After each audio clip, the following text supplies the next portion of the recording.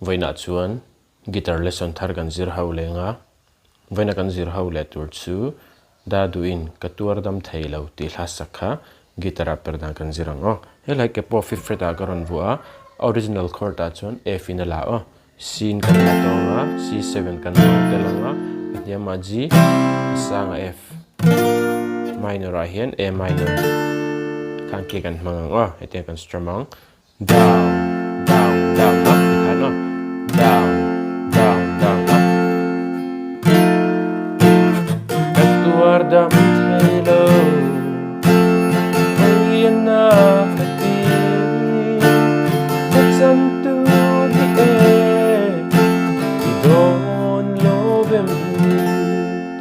kan strumang oh lanen karon play mil lenga uluk de vinilo ngai thale don nya